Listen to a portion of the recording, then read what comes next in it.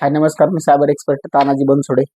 मी तुम्हाला एका संदर्भामध्ये एक गोष्ट सांगत आहे, की प्रत्येक वेळा मेसेजेस, फोन मला भरपूर यायला लागले आहेत, की सर एम-एन-जी बद्दलच्या गॅसच्या एम-एन-जी गॅस कटिंग किंवा गॅसचे बिल अपडेट करण्यासाठी प्रत्येकजण सांगत आहे, की सर मला फोन येतो आणि ते बोलत आहेत, की एम-एन-जीचे तुमचे पैसे भरण्याचे राहिलेले आहेत किंवा तुम्ही पैसे पेड केलेले आहेत, परंतु ते अपडेट नाही झालेले.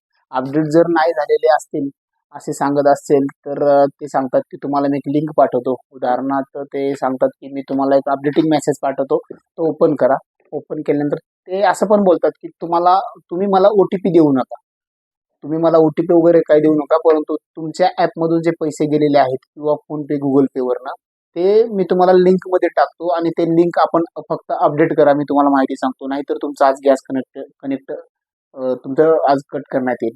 आपण तेव्हा थोडंसं घाबरतो, माहिती नसतं किंवा कुठल्या गोष्टीबद्दल आपल्याला त्याचं नॉलेज नसतं म्हणून आपण म्हणतो ठीक आहे सर, ओके. आणि ते अशी माहिती सांगतात की डायरेक्टली आपल्या एम-एन-जीच्या गॅसची डिटेल्स माहिती असते त्यांच्याकडे.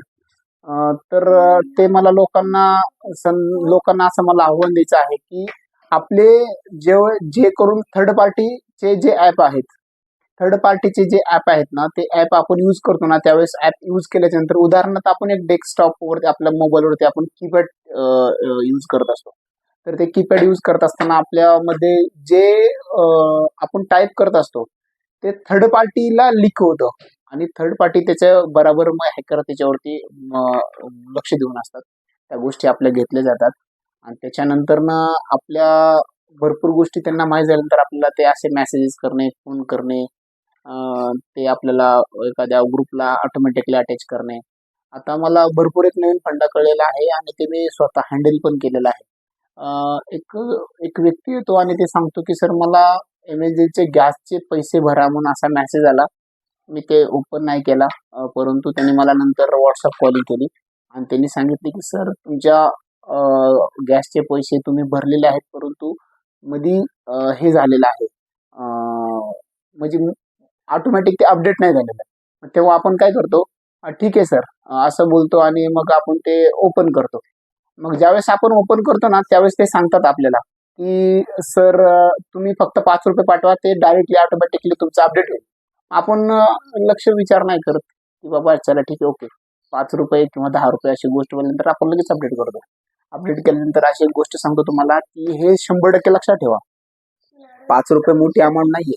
परंतु जे इथिकल हॅकिंग असेल, ते एक इथिकल हॅकिंगचं असं एक सॉफ्टवेअर आहे किंवा एखादी असं ते मॉर्फिंग करून एक हे बनवलेलं असतं सॉफ्टवेअर आणि ते ॲप जे तयार केलेलं असतं, त्या ॲपमध्ये आपल्या मोबाईलचा डाटा हा पूर्ण ते इरेजिंग करून ते तिकडे हँडलिंग करतात आणि आपण ज्यावेळेस ते ओपन लिंक करतो, त्यावेळेस डायरेक्टली आपला WhatsApp बंद होतं. हे अशा भरपूर जणांना झालेलं आहे आणि मी ते स्वतः हँडल पण केलेलं आहे आणि ते स्वतः बंद पण करून दिलेलं आहे.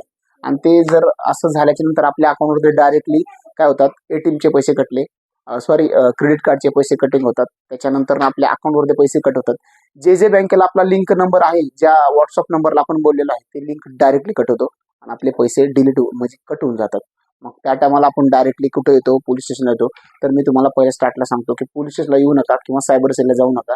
स्टार्टला लगेचच्या लगेच डायरेक्टली तुम्ही बँकेमध्ये जावा किंवा बँकेला फोन करा. बँकेला सांगा, की "सर माझ्या संग असा फ्रॉड झालेला आहे, तर ते माझं अकाउंट बंद करा." ते तुमचं स्वतः बँकेचे तुम्ही ग्राहक आहात. बँक तुम्हाला 100% सपोर्ट करेल. ते बँकेला बंद करून घ्या. त्याच्यानंतर त्याच्यानंतर सांगतो, की त्याच्यानंतर तुम्ही पोलीस स्टेशनला या अथवा सायबर सेलला या.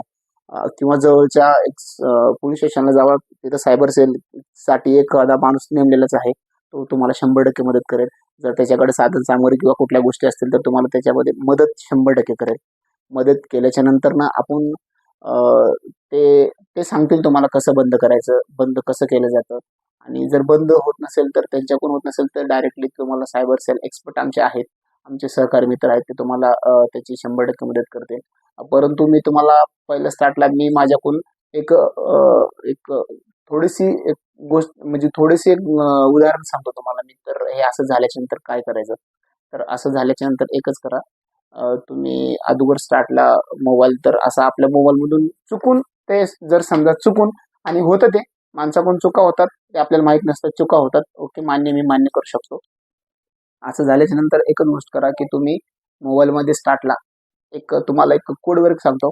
तो कोड वर्क 100% यूज करा. त्याच्यामध्ये ते झाल्याच्या नंतर स्टार हे लक्षात घ्या आणि हे संपूर्ण लोकांनी हे माहिती असलं पाहिजे. आणि हे याच्यामध्ये जर तुम्हाला मदत पाहिजे असेल तर मला कधीही फोन करा, फॉलो करा. त्यानंतर मला इन्स्टावरती मेसेज करा व यूट्यूबवरती मेसेज करा. मी तुम्हाला त्याचं माझ्याकडून मदत होत असेल तर मी तुम्हाला 100% मदत करू. हा कोड वर्क लक्षात ठेवा. *H21# डायल करायचा. एक थोडा वेळ थांबल्याच्या नंतर ना आपल्याला USSD कोड असं ते लिंकिंग तयार होतं. तर त्याच्यामध्ये डायरेक्टली हे येतात, कोडिंग येतात की आपले कॉल कुठले कुठले फॉरवर्ड आहेत. तर ते फॉरवर्ड असतील तर डायरेक्टली त्याच्यामध्ये सांगतात की अशा नंबरला फॉरवर्ड आहे. ते फॉरवर्ड असतील तर ते डिॲक्टिवेट कसं करायचं ते पण सांगतो तुम्हाला. Hash 1 minute. Hash hash hash 21*10#. Hash hash 21*10# असं करून ज्या नंबरला तुमचे नंबर लिंक म्हणजे तुमचे फॉरवर्ड झालेले आहेत जे नंबरवरनं, तर ते नंबरवरनं कॉलिंग करा. तर 1-2 मिनिटामध्ये तुम्हाला याचा मेसेज येईल. ते ओपन होईल. ओपन झाल्याच्या नंतरनं ओपन झाल्याच्या नंतरनं आपले जर कॉल फॉरवर्ड असतील, जेवढे पण कॉल फॉरवर्ड असतील, व्हॉईस कॉल, WhatsApp कॉल, तर ते डायरेक्टली बंद होतील. ते बंद झाल्याच्या नंतरनं ते बंद जेव्हा होतील ना, तेव्हा ते क्लोज होऊन जातील. आणि त्याच्यानंतरनं बंद झाले की मग पुन्हा एक गोष्ट सांगतो की तुम्हाला आपल्या मोबाईलमधलं सिम काढायचं. सिम काढून प्रथमतः खाली ठेवायचं आणि आपला दुसरा फोन किंवा दुसरं वायफाय अटॅच करायचं. अगोदर प्रथमतः तर तुम्ही ते WhatsApp त्यातलं डायरेक्टली डिलीट करा. WhatsApp डिलीट करा. कारण की आपल्या लिंक जेवढ्या पण लिंक आहेत म्हणजे आपल्या पर्सनली गोष्टी आहेत, तो 100% हॅकर्स तिथून अनॅलिझिंग करून तुमच्यामधल्या गोष्टी घेतल्या जातो आणि ते बाहेर प्रसारित करून त्यांच्या प्रसारित करून त्याचे मॉर्फिंग करणं, फोटोचे मॉर्फिंग करणं, त्याच्यानंतर त्याचे वेगवेगळे रूपांतर करून मित्र-मैत्रिणींना पाठवणं. पण तुम्हाला ते माहीत नसतं की तुम्ही कुठल्याच गोष्टी तुम्ही कुणालाच बोलत नसता, परंतु ते तिकडून हँडलिंग करत असल्यामुळे WhatsApp ते यूज करतात आणि त्या WhatsAppमध्ये तुम्ही तर नसतात, परंतु तिकडून यूज करतात. तर ते यूज करत असतात. मग आपल्याला ग्रुपमध्ये एखाद्या ॲड करणार, ते एखादं चुकून एखाद्यानं ते लिंक ओपन झाली तोच सापडणार तिकडे. मग त्याच्यानंतर म्हणजे अशा ग्रुपमध्ये भरपूर लोक असतात. तर एखाद्याने चुकून होत असतं ते. झाल्याच्या नंतर ते लीक झालं की मग ते शेवटी सगळीकडे ते प्रसारित होतं. हे यांचं माध्यमच आहे. हा ह्यांचा फंडाच आहे, धंदाच आहे. तर ह्यांना एकच गोष्ट आहे की आपण जेवढं होईल तेवढं आपल्याकडून काळजी घ्यावी. आणि त्याच्यानंतर ना तुम्ही WhatsApp डायरेक्टली अनइन्स्टॉल करा. अनइन्स्टॉल होत नाहीये. WhatsApp मोबाईल स्विच ऑफ करा. अगोदर रिस्टार्ट करा. त्यानंतर स्विच ऑफ करा. त्यानंतर ओपन होतं फोन. ओपन झाल्यानंतर डायरेक्टली तुम्ही ते जे WhatsApp आहे ते अनइन्स्टॉल करा. अनइन्स्टॉल केल्याच्या नंतर ना ते अनइन्स्टॉल झाल्याच्या नंतर ना दुसऱ्या त्या फोनमधलं सिम काढल्याच्या नंतर दुसऱ्या फोनचं वायफाय अटॅच करा आणि वायफाय अटॅच केल्याच्या नंतर ते WhatsApp तुम्ही डायरेक्टली चालू करा. त्याच्यामध्ये वायफायनं ते इन्स्टॉल करा. इन्स्टॉल झाल्याच्या नंतर ना वायफायनं इन्स्टॉल झाल्यानंतर मग नंतर चालू होईल आणि हे 100% चालू होईल. मग आपले जेवढे व्यवहार होते WhatsAppवरती तेवढे 100% चालू होतील. आणखीन जर कुणाला काही मदत पाहिजे असेल त्या गोष्टीबद्दल किंवा आणखीन तुम्हाला काही जर माहिती पाहिजे असेल तर मला Instaला फॉलो करा आणि माझ्या Insta अकाउंटवरती कोणी पण मेसेज करून विचारा. मी त्याचं उत्तर तुम्हाला 100% देऊ. आणि माझ्या YouTube चॅनल पण आहे, सायबर एक्सपर्ट म्हणून. त्याच्यावरती मला मेसेज करा आणि माझ्या स्वतःच्या आयडीवरती पण तुम्ही सांगू शकता. धन्यवाद.